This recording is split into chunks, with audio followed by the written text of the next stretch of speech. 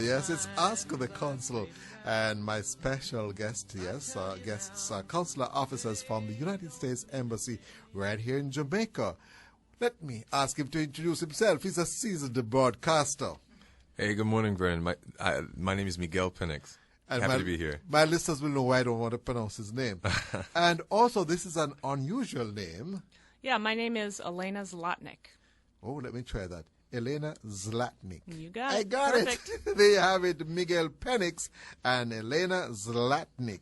Good to have you today. Good to and be here. listeners, Good to be here. they'll be taking your calls, so don't forget, don't go ask somebody across the fence any questions about the U.S. Embassy and how to go to America. No.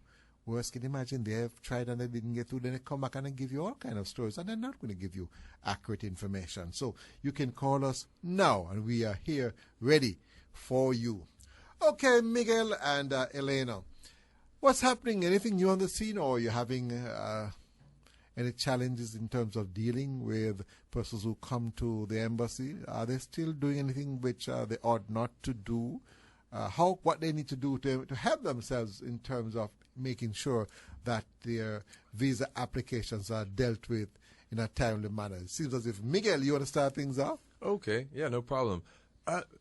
No problem? No. See, no, you're not Jamaican. No problem. You're on the left off, man. No Right, problem, exactly. man. I'll work on it. At this point, the only thing that we probably try to focus more on is just having everyone understand that the time that's given to you for your to arrive at the embassy Yes. is the time to arrive at the embassy. It's not necessarily the time that you'll be speaking with a consular officer. So a lot of times, many people try to get there 30 minutes, an hour, sometimes even 2 hours in advance, and that's not Really? it's not necessary. A lot of people get there early before the sun rises, and so whatever time is given to you is the time just to arrive to the building. But that must create a problem, because I can imagine if they come too early, then you probably don't have enough space for them. They're going to stand Exactly. outside Right. in the boiling sun, especially at this time. Right, it's very true. So person should, right, Elena, come at that exact time then. Yeah, we have the schedule all worked out so that Yeah. we know how to move people through at a constant pace. And so if you come at the time that your appointment is scheduled, then you won't have to wait so long, and you'll be sure to get in, and it's no problem. So, yeah, people don't have to worry about that. Just come at the time that you're listed to come. And we know there are some things that they can't carry inside of the building. And I know the challenges that they have when they come there. They have certain gadgets, and they have to find somebody to keep those gadgets. Am I correct? That is true. Yeah, I know cell phones. No weapons, of course. No allowed in. weapons. And so it's good to prepare. When we send out the confirmation, a lot of times we'll have a list of the things that they should pay attention to that they can't bring in, because our security is pretty strict. Well, you don't have a choice. They don't have a choice, not in this day and age. Yes.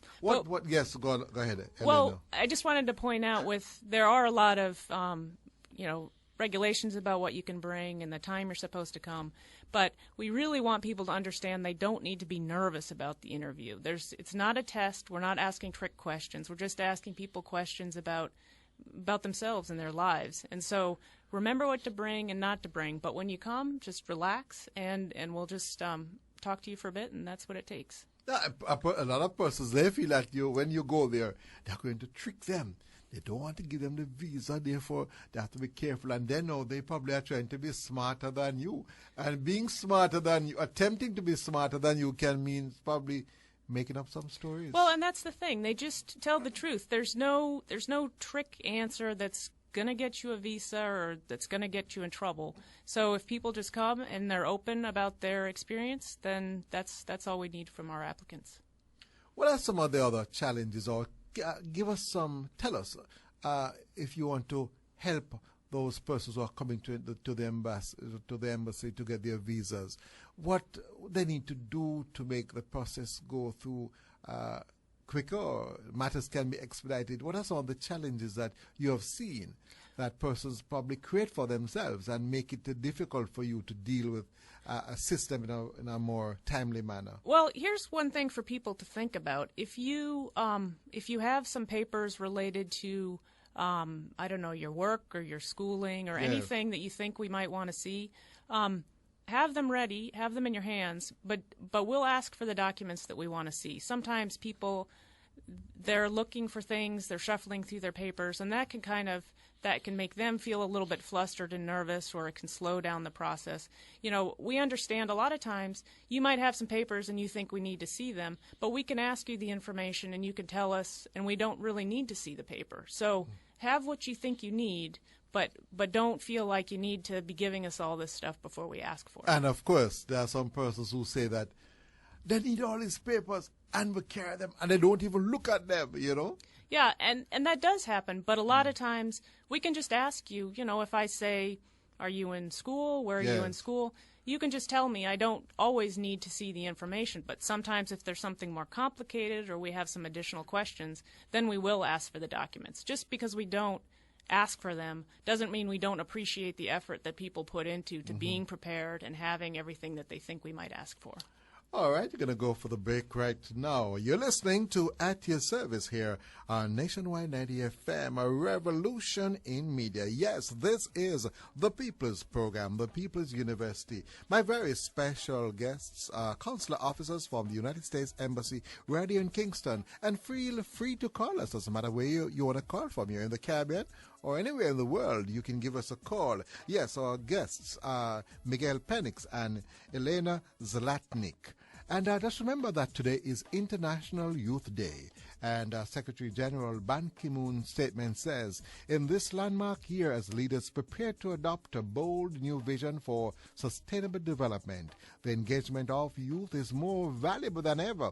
At this critical moment in history, I call on young people to demand and foster the dramatic progress so urgently needed in our world. That's from Secretary General of the UN, Secretary General Ban Ki-moon. Vernon Darby saying to you, soon come back, don't move.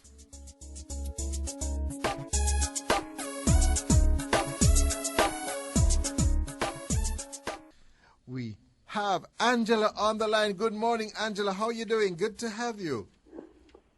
Oh, Mr. Darby, good morning. Hey, where you calling from?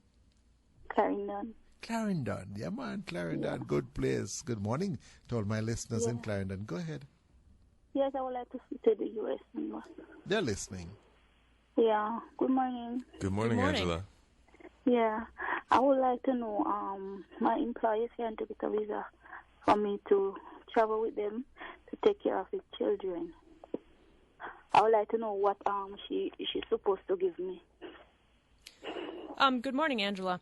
So if you are going to travel with your employer to the United States and you'll be working as a nanny, is that what you do for them? Yes, yes. Oh, okay. So one of the things that they will ask you for at the window is a contract to show that you have an agreement with your employer about the terms of your employment. One of the important things for employers to understand is that while you are working in the United States, you actually, the contract has to comply with United States wage laws. So I'm going to disturb her for a minute. Would you like to speak to her? Sure. All right, just put her on the telephone. All right. Hello. Hello. Good morning. Good morning. Good morning. What's your first name? Latoya. Latoya. I love that name. Go ahead, Latoya. Who is? Hi, my name is Elena.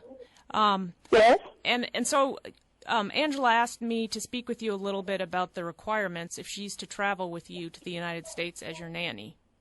Yes. And one of the things that the officer at the visa window will ask you for is a contract that explains the terms of Angela's employment with you while she's in the United States. Okay. One of the most important things on that contract is that while she's in the United States, she must be paid according to the wage rates in the United States. So, for example, if someone travels to Florida, the employer needs to pay them the Florida minimum wage. So that's usually the most important thing that people are not aware that they need to bring with them. All right. So where do I find, like, a template for that contract? Well, we actually, the slow way of doing it is if somebody comes to the window, we have a copy of the basic requirements. Okay. But, I'm not sure if we have that document.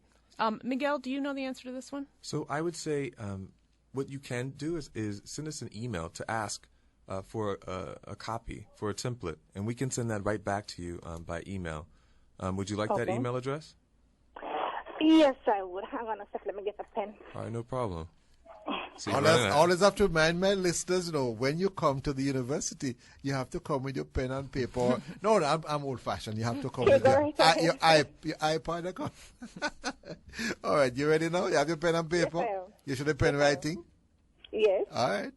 All right, so the email is Kingston, so Kingston, Yes. NIV, Yes. at state, STATE, At what?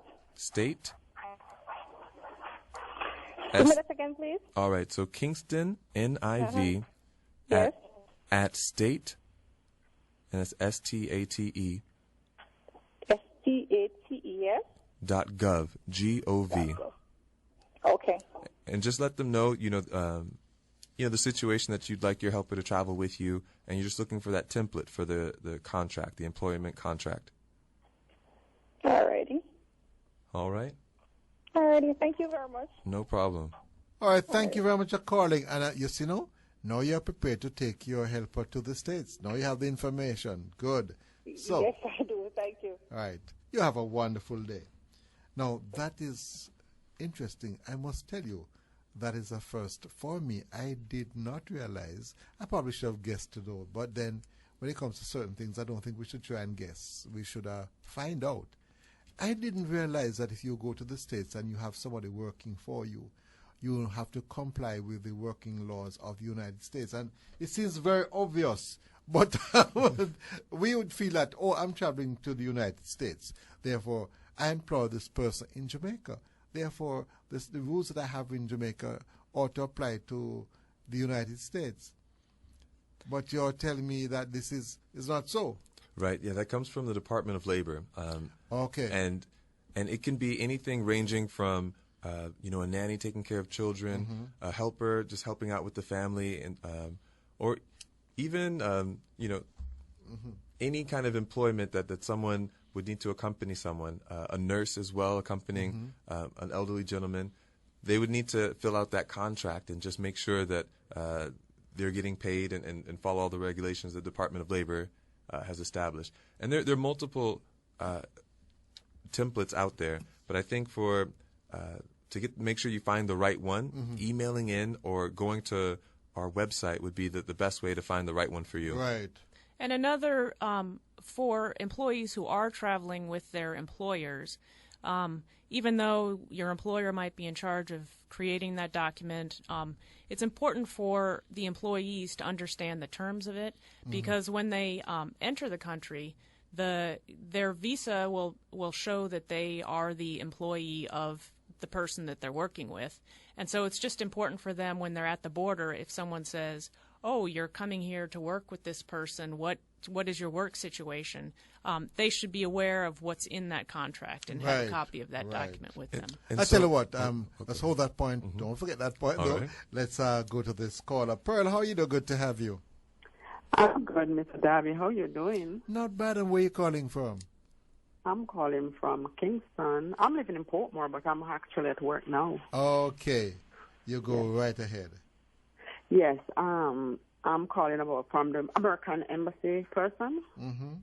I have a stepson living with me from he's 1 year and 7 months. He's now 17. Can I take him to the embassy to apply for a visa for him? Good morning, Pearl. Thank you for calling. Good morning. Yes, you can take him to the embassy. I assume that you have been acting as his mother for 17 years now, close to 17? Yes. Yeah, you are the parent, the adult who's responsible for him. So you are perfectly able to take him to the embassy and get him a visa. I'm married to his father. So. What? Oh, so you're married to his father. Okay. Yeah. Because I think why she's probably asking to, if she's not the mother and there's no adoption which has taken place. Now, in this case, she's actually married to his father. So I guess the probably father would need to give the permission for the son. Maybe so, but in Jamaica, as we know, there are some family arrangements where this happens, and Yes. maybe you have been taking care of a niece or a nephew for their whole life, and the parent isn't on the scene. So as long as they have a responsible adult, and we can understand that this person is responsible, it's their parent, it's the person who has been raising them, it's not always necessary that you have the biological parent there. Okay. Of course, there are different circumstances, and every situation is different. So there will be some situations where we do need to have the biological parent for whatever reason. But all you have to do in all of these situations is when you're at the visa window, you just explain exactly the situation. You provide the birth certificate. You just provide all the information so that the person at the window can really understand what your circumstances are. Okay, thank you. Thank you for calling. All right, you have a good day, and thanks for calling. Hope everything works through. Thank you to Mr. Gary. Bye-bye. Have a And good day. remember when you go to the embassy, what you're supposed to carry with you? I'm supposed to carry my marriage certificate, his birth certificate, letter from his school. You left out one. What is that? You're asking me? Passport? You try again. I'm going to beat you. The document of truth Okay. that you carry in your head. You see? Don't leave that one, You make sure you walk with that one. All right. Thank you very much for calling, and you have a wonderful day. This is Ask the Consul, and the consular officers in studio with me are Miguel Penix and Elena Zlatnik. And we have a caller on the line. Janet, we have? Hello, good morning, Janet Mr. Hoydo. Darby. Good morning, Hoydo. Good to have you. And where are you calling from? St. Anne. St. Anne, the beautiful parish. Yes, Garden Parish, to know? Yes, it is. Oh, yes, it's good. By the way, is it raining in St. Anne? Any rain? No, not at the moment. Oh, It's not. I Got see. rain on Sunday. Yeah. All right, you go ahead and ask your question. Yes, sir. Good morning to the people from the embassy. Hey, Good morning, Janet. Yeah. My question is, if a father who is a U.S. citizen filed for his son here in Jamaica, and the son is 18 years old, he will be 18 the 16th of this month, how long would it take the father to get his son in the States? Miguel, you want to take that one? Right. Yes. Hi, Janet. So, Yes, sir. Good morning. good morning. So the father has he just begun the process, or is he about to start the process for filing for him? Yes, he's about to start the process. Oh, okay. So it can vary, because what the father will have to do is start the process by going to the USCIS website, starting the full petition process. It doesn't take a long time, but there will be some things that your son will, or his son will have to get done. Like his medical exam and whatnot. Yes. For each relationship, a husband, wife, father, child, it takes different amount of time, but for the father and the child, it's relatively quickly. I don't want to give an exact amount of time because, there's a lot of factors that factor into the time, but it does go relatively quickly. So he's 17 right now, though, correct? No, he's gonna be 6. He's gonna be yes. He's gonna be 18 shortly. Okay. Well, yeah. So I would recommend that they start that process as soon as possible. I would say give it. It would probably be between like a year or 2 years, Yes. but it does go relatively quickly. Okay. Yeah. So it's at least a year, but it can be 2 years. Right. And again, it's based on different factors, because there's a few processes that'll have to go on. If he's 18, then there's also, I believe, like the police report that he'll have to get, Yes. the medical exam and whatnot. And so, you also have to schedule those things. So Yes. there's a bit of work that'll need to be done on both sides. Yes, sir. All right. Yes. Another question I have to ask is, what is the procedure for somebody to get a student visa? She's now 17 years old, and she'll finish high school next year. She would like to go to college in the States. As a matter of fact, she's gonna go online to to get a college that she would like to attend. That's great. That's great, Janet. I mean, because we definitely encourage bright young students to go to the United States and to study. Yes. You know, and that adds a lot of diversity for our students in the United States as well. All right, now, let me just remind you of the telephone numbers that you can call. 630-9371, 630-9372, 630-9373, and 630-9374. Our cell number is 618-8255. Miguel and Elena. I love that name, Elena. I love it. The truth, I was having fun with the truth. But I believe, I've spoken to persons who have been to the United States Embassy, and they said to me, Vernon, boy, so we didn't want to tell lie, but we're trying to impress upon them so much how we need that visa because they want to go to sometimes to do something, pretty honest and so on. But I don't know why persons still get nervous. Marky, I must admit, I believe that since the embassy has been working with us through this program, I get the feeling that persons are more relaxed and they are learning far more. How do you feel? Do you get that feeling, Miguel, in terms of persons feeling more relaxed in terms of coming, or people are still tense and nervous? I think there are always a bit of nerves. Right now, I'm working in the American Citizen Services section as well. Yes.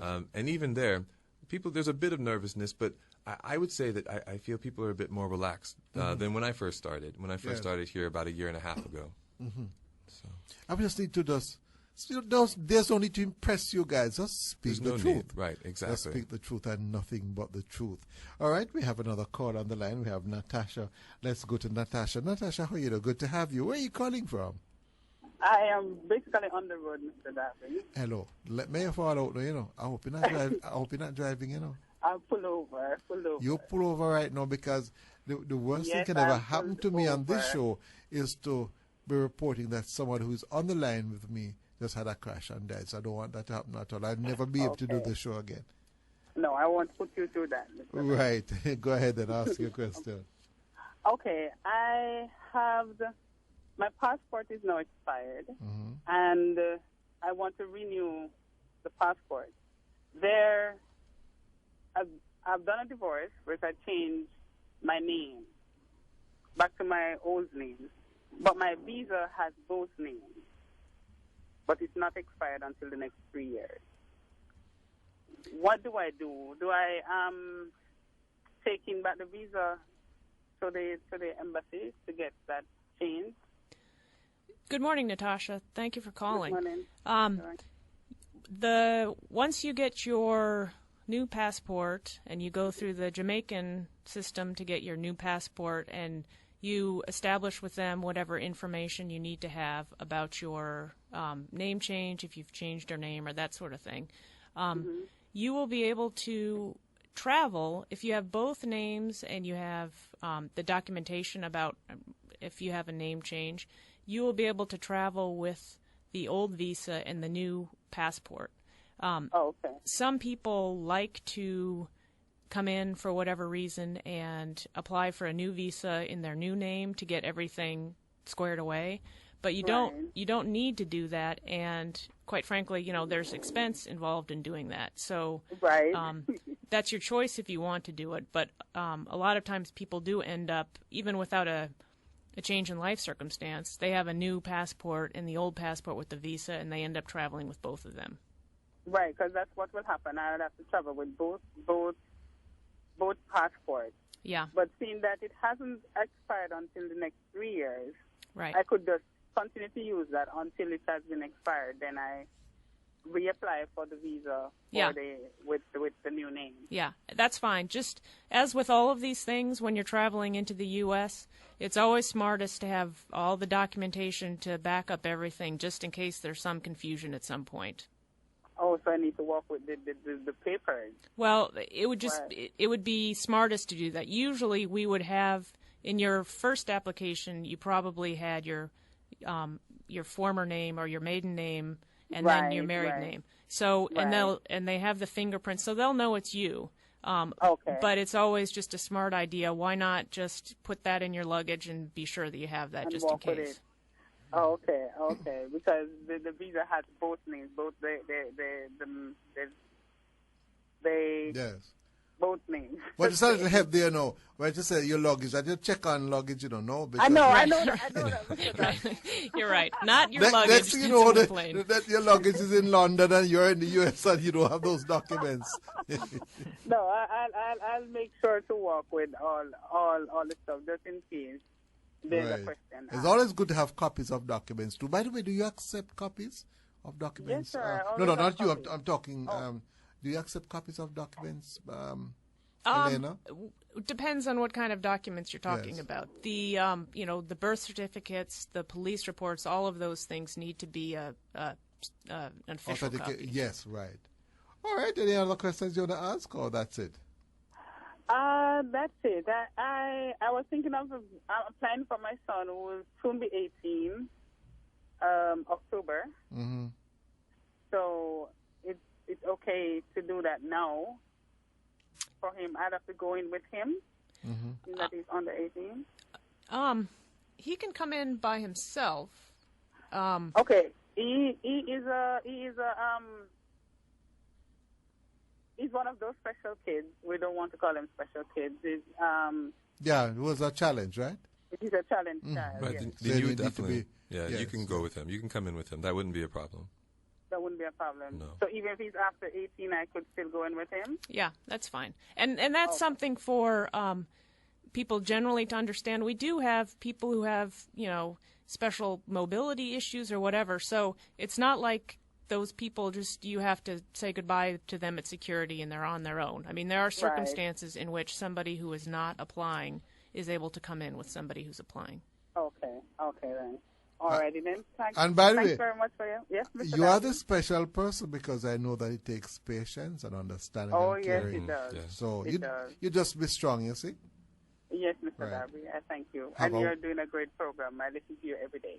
Thank you very much. All the best to you. Okay, let's go to Angelo. Angelo, how are you doing? Good to have you. Yes, good to have you. Good day. Good day. Hello? Hello, good morning. Good Angelo. morning. Yeah, pleasant morning. I have a few questions. What if you were living in the States and you were asked to leave upon volunteer departure? So you had complied, but you did not get any time frame to stay outside of the country. I would like to know what are the procedures for them to redeem, or if it's safe to go back to try and get a visa again. Hey, Angelo. So, Say, for instance, you have overstayed. right, and that does happen for a number of reasons. Overstaying is one of those reasons for, requesting that someone voluntarily departs the United States. So, the answer to your question is you can always apply for a U.S. visa, and apply for that interview. And at that interview, that's going to be one of the things that they discuss.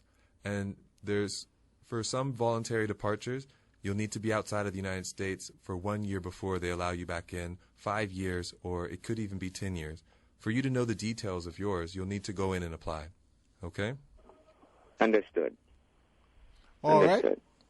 All right. Thank you very much, and you have a wonderful day. I can't believe it. Time has just slipped by so quickly, and it is actually time to go. But we can't, I didn't say it at the beginning of the program, Elena, but you're like a prof, man. It's your first time here. Yeah, it's my first time here. First time in Jamaica? I came once with my family many, many, many years ago, but I've just been here since May. Really? Working here, yeah. And I hope we'll have you back again. So Definitely. You nearly take over my show. I can't believe it. Your first time on this. Lovely to have fun. you. Thank I hope you. you stay a very long time. I know you have to move on Thank after you. a while. Okay, thank you very much, Miguel Penix. Thank you, Vernon. My friend, and also Elena Zelatnik. Thank you. I hope I always remember to pronounce that word. Yeah. That word originates where? Which country? It's Czech. Oh, The Czech Republic. Czech Yeah. Republic. Good to have you. All the best, you see. All the best, you see. All the best, you see. All the best, you see.